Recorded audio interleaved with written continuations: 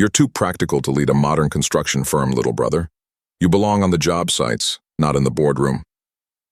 The word stung as my sister fired me after 17 years of loyal service to our family's construction company. She had been president for just 9 days when she decided I was expendable. What Alexandra didn't realize was that while she'd been collecting industry awards and networking with architects, I'd been quietly making moves of my own. For years, I'd been the invisible foundation holding everything together, the one who knew how things actually worked.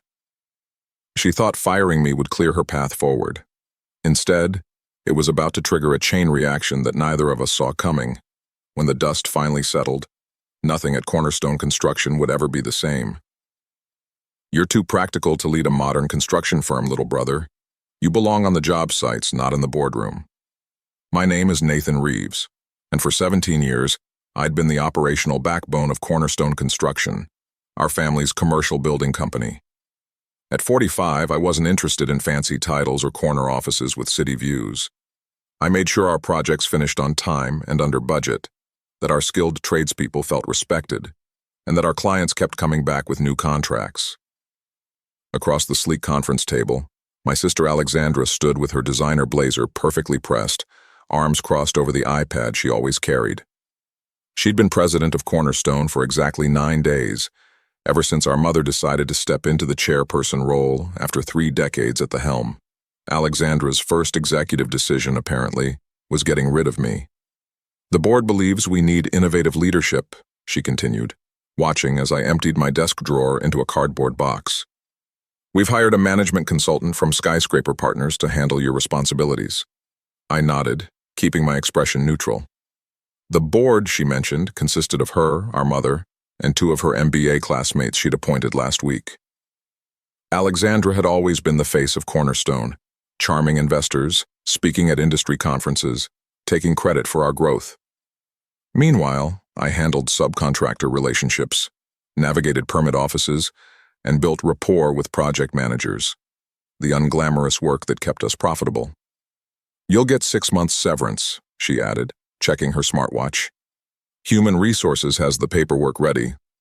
I placed my family photos in the box, the framed blueprint of our first major project in Milwaukee, the one Alexandra had never bothered to display in her office, went in last. Nothing to say, she prodded, her manicured fingernails tapping impatiently on her tablet. I just smiled knowingly. Good luck with the Patterson Tower project, I said. Her eyes flashed with momentary panic. The Patterson Tower was our largest contract to date, behind schedule and riddled with permit issues, a problem she'd now have to solve without me. We'll manage just fine, she recovered. My consultant has turned around projects twice that size. I nodded again, picked up my box, and walked out without another word. 17 years of work, dismissed in a 17-minute meeting. What Alexandra didn't know was that I owned something far more valuable than a corner office. What Alexandra didn't know, or maybe had conveniently forgotten in her rush for control, was that 5 years ago, our mother had pulled me aside with advice that changed everything. Never put all your eggs in one basket, Nathan, she'd said. Construction is in our blood, but materials suppliers, that's where the real leverage lies. It was advice I'd taken to heart, quietly making strategic moves while my sister collected accolades and industry awards. As I drove away from our corporate headquarters in Chicago, I wasn't worried. I was patient, and patience would pay off when our supplier contracts came up for renewal in just 3 months. I grew up watching my mother build Cornerstone Construction from a small residential contractor in Milwaukee into a respected regional commercial builder. While Alexandra shadowed her at architectural awards and networking events, I preferred working directly with our crews, learning how buildings actually came together. By 17, I could troubleshoot foundation issues or negotiate with steel suppliers, as well as any project manager on the payroll. Your sister sees the shiny renderings, my mother would say, not unkindly. You see the blueprints that make them possible. It was a balance that worked until it didn't. As our mother approached retirement age, Alexandra's ambition grew. She began bringing in consultants who produced expensive reports suggesting organizational restructuring.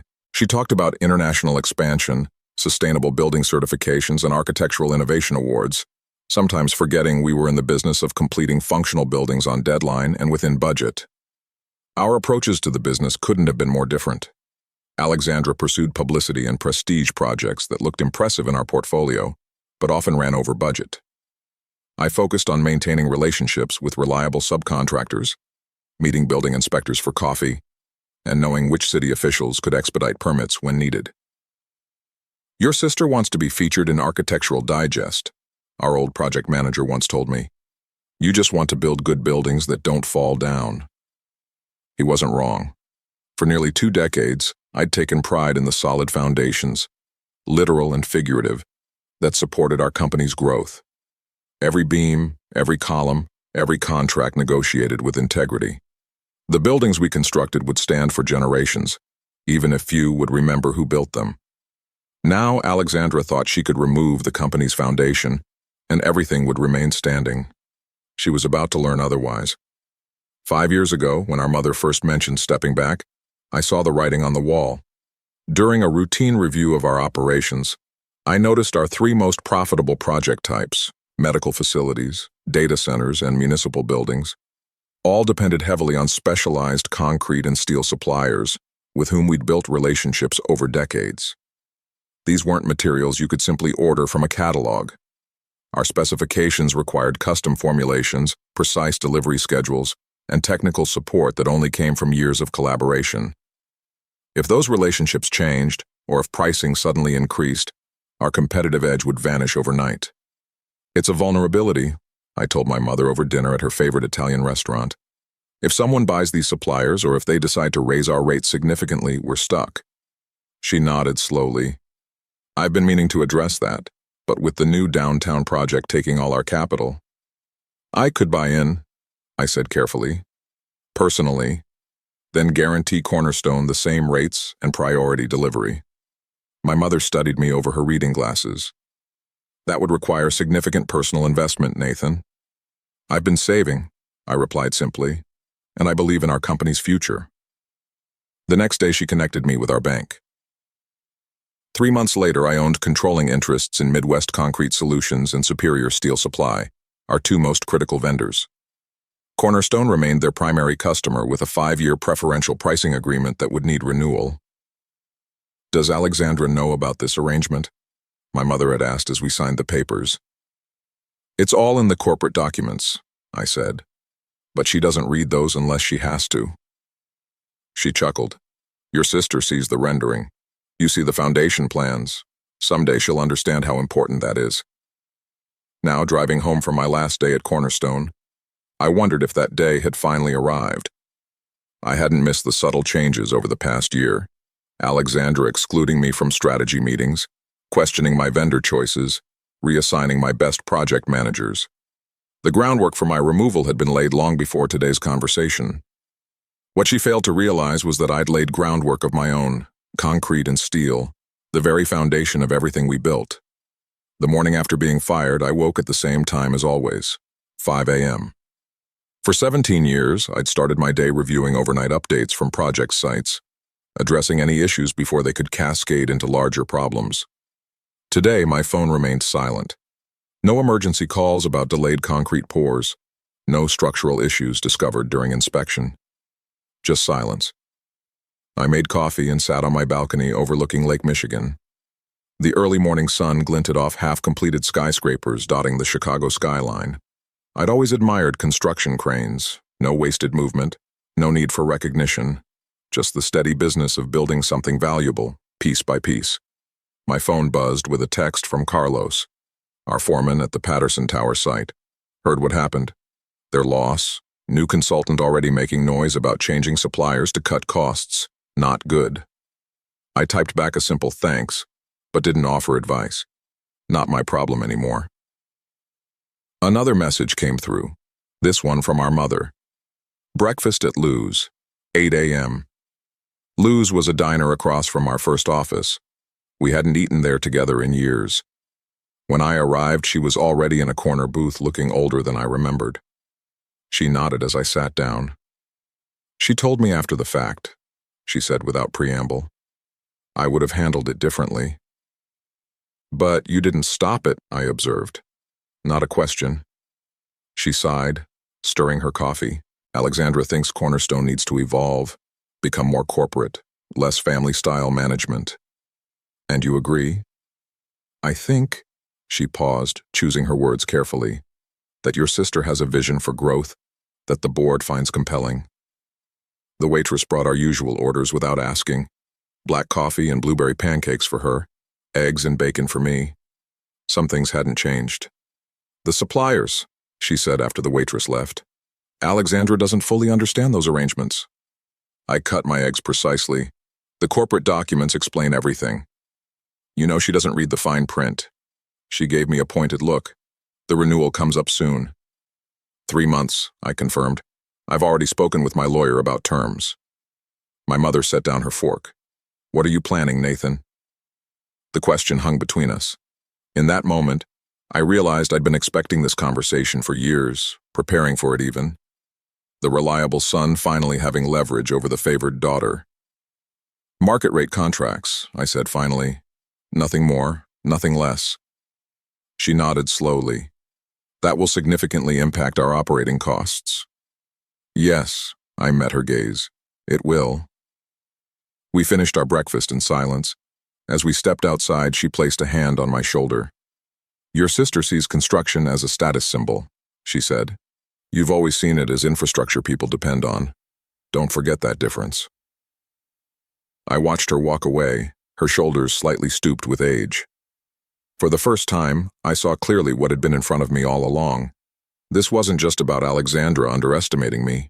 It was about our mother enabling a rift that had been growing for decades. I returned home and opened my home office.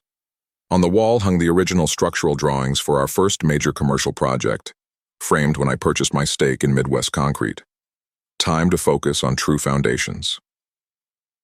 2 weeks after my dismissal, Alexandra finally called. I let it go to voicemail, then listened to her carefully measured message.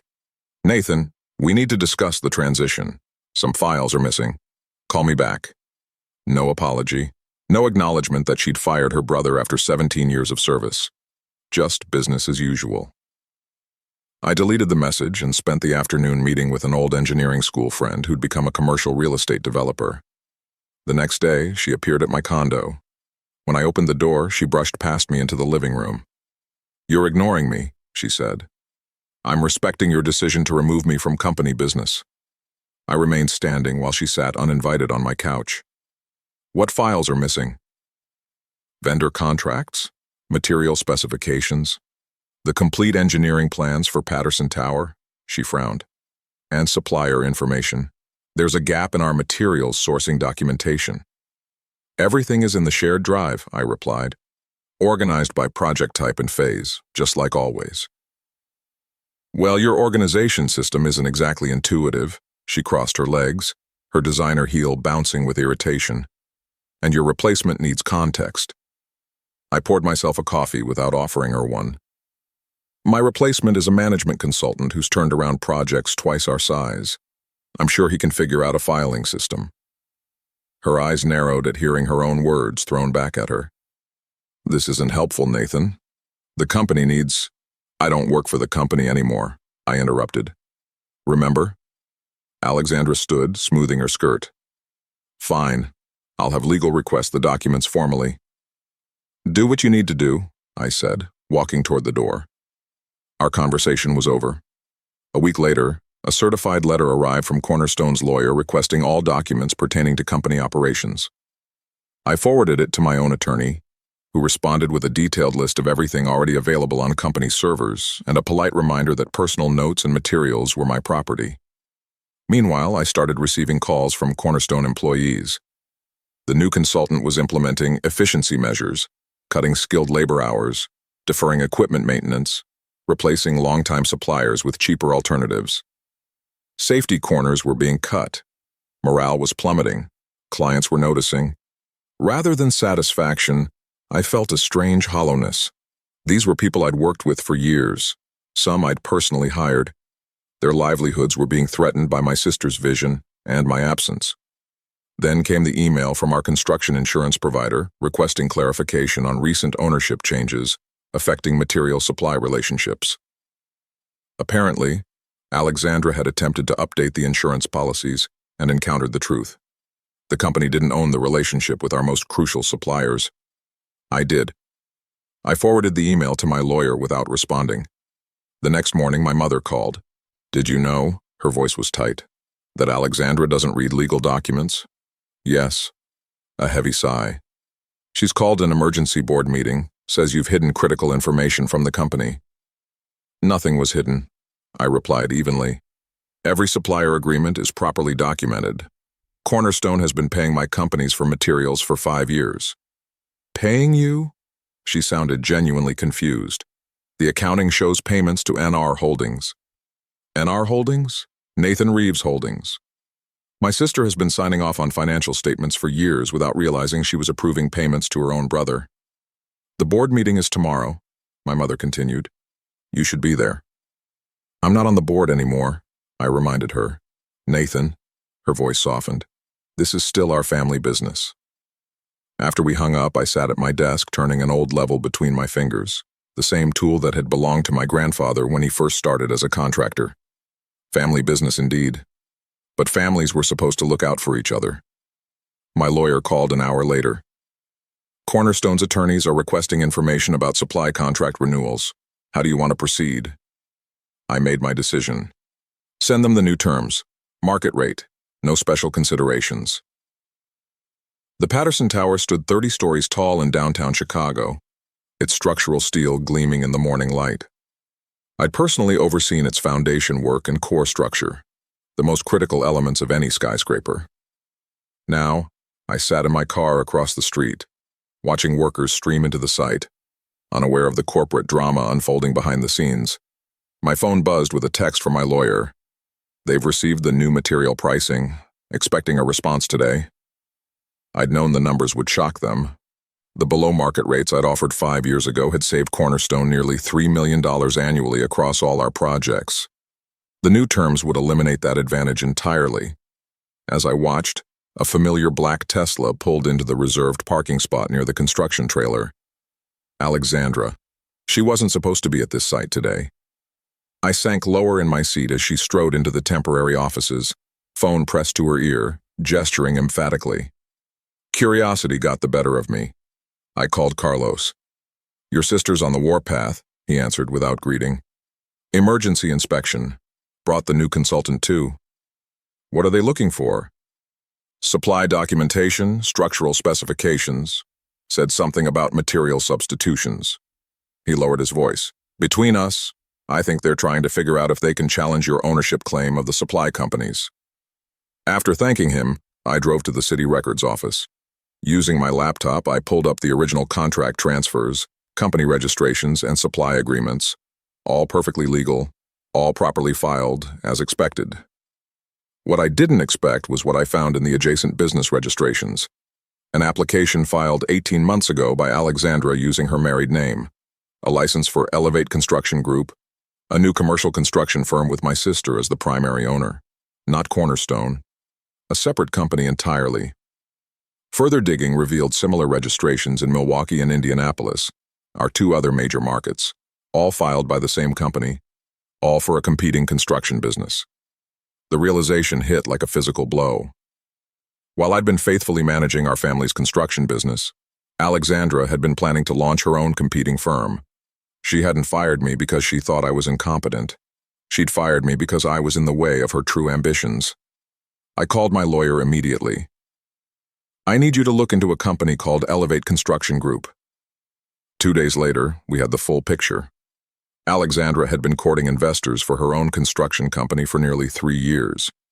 Her business plan, which my lawyer had obtained through a contact, explicitly mentioned leveraging expertise and client relationships developed at Cornerstone and targeting the same markets where our most successful projects operated. She wasn't just planning to leave the family business. She was planning to compete directly against it, using knowledge, relationships, and even potentially staff that she'd gained through Cornerstone. The betrayal went deeper than I'd imagined possible. The morning of the emergency board meeting, I received a call from an unexpected source, Martin Chen, one of Alexandra's business school friends who sat on our board. "I've seen the new material pricing terms," he said without preamble. And I've heard rumors about Elevate Construction. Not just rumors, I replied. A long pause. I respected your mother. That's why I joined this board. Another pause. Alexandra assured us you were stepping away voluntarily, that you wanted to pursue other opportunities. Did she mention her own other opportunities? A heavy sigh. Number, that's why I'm calling.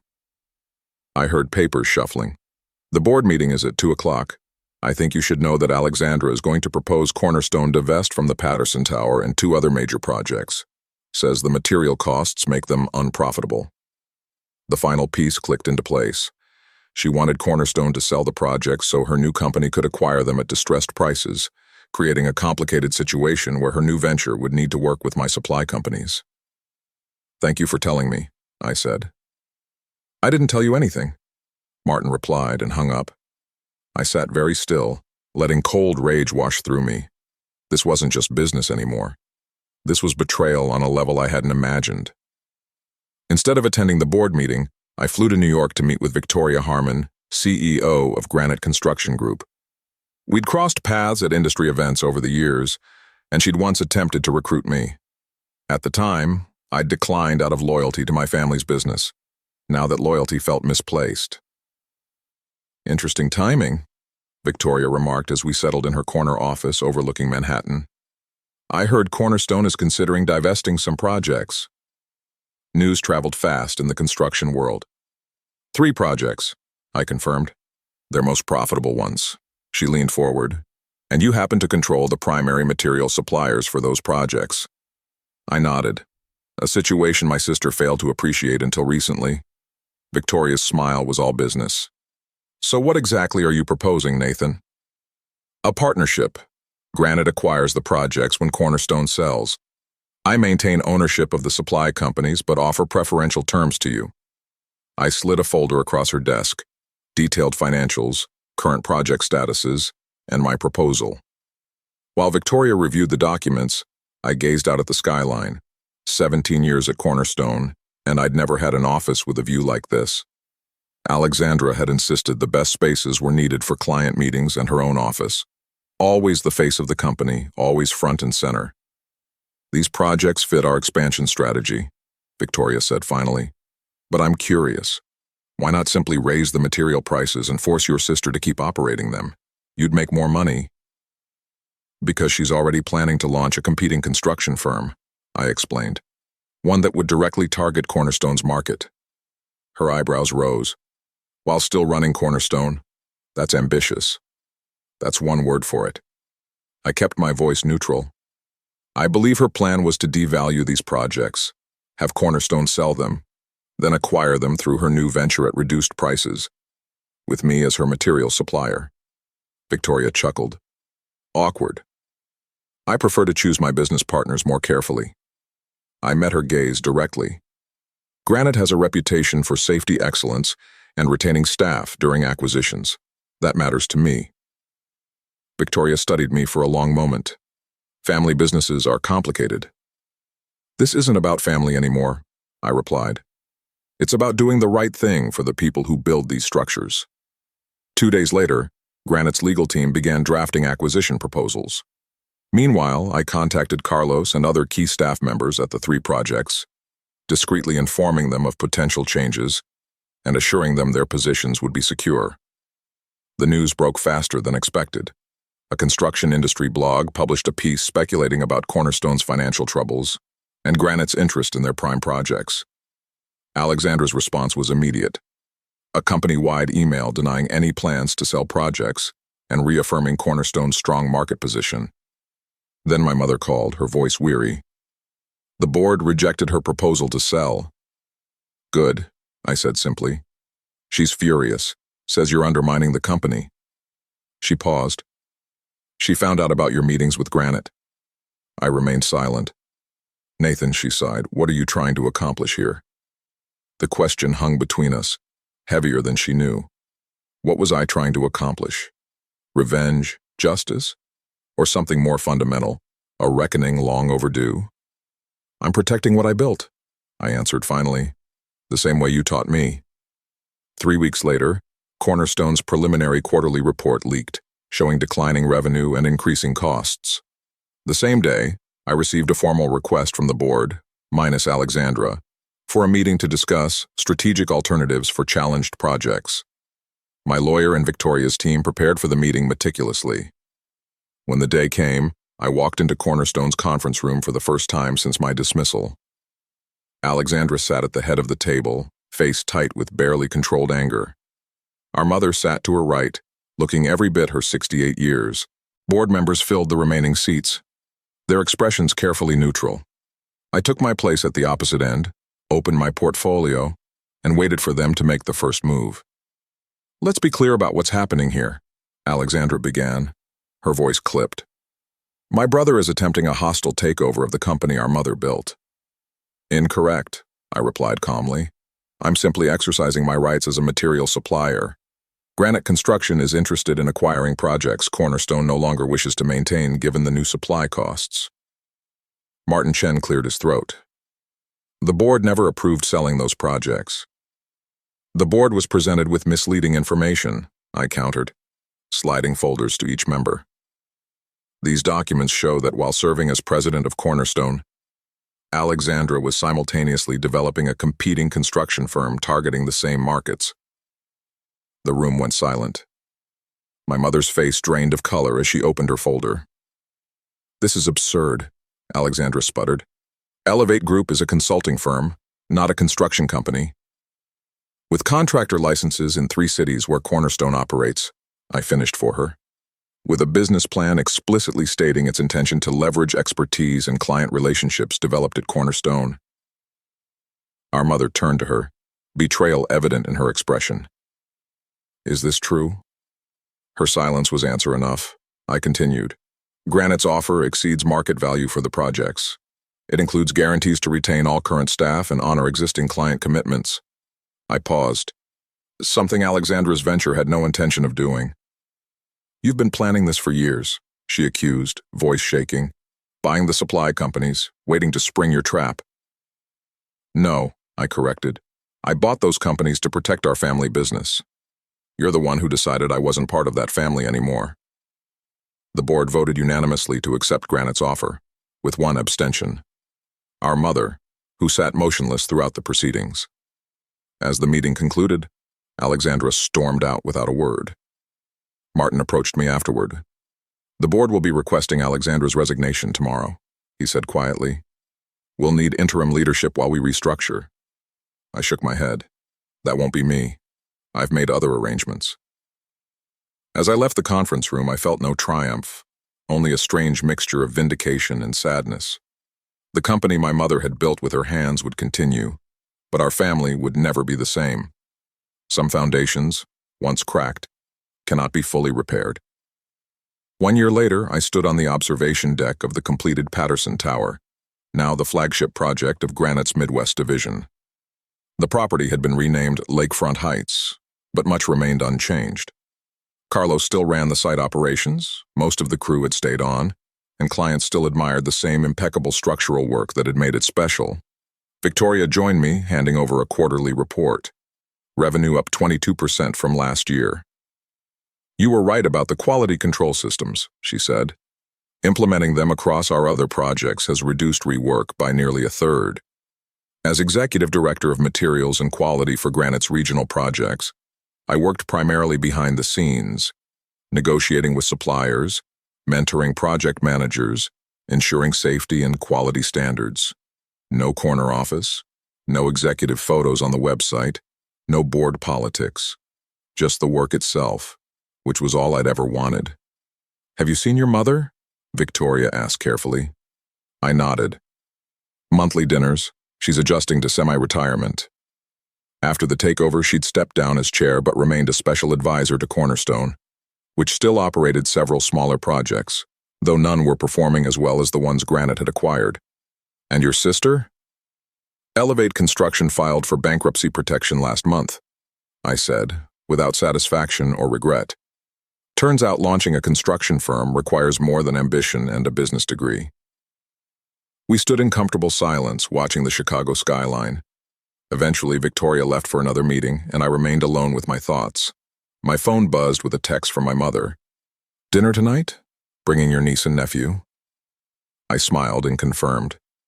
My sister's children weren't responsible for their mother's actions, and I'd made sure my relationship with them remained intact throughout the corporate turmoil. As the sun began to set, I took one last look at the building, not just the visible structure, but the foundation beneath it, the concrete and steel that made everything else possible. In the end, that's what Alexandra had never understood. Success wasn't about who had the biggest office or the fanciest title. It was about creating something solid enough to weather any storm. I turned away from the view and headed to the elevator. Time to prepare for dinner with family. The part's worth keeping anyway. 2 years after the acquisition, I found myself back at Lou's Diner, sitting across from my mother. The place hadn't changed. Same cracked vinyl booths, same photos of Chicago construction projects on the walls, same coffee that tasted vaguely of dishwater. The Patterson Tower won an Engineering Excellence Award last month, she mentioned, stirring her coffee. Your work? I nodded. The foundation design, that was before everything happened. Foundations matter, she said simply. I should have remembered that. We'd been having these monthly breakfasts since the dust settled. Careful conversations that skirted around the edges of what had happened, but never quite addressed it directly. Today felt different. I received a letter from Alexandra, she said finally. She's in Seattle now, working for a development firm. I absorbed this information without comment. She's not ready to reach out to you, my mother continued, but she mentioned that losing everything made her realize what matters. Some lessons are expensive, I replied.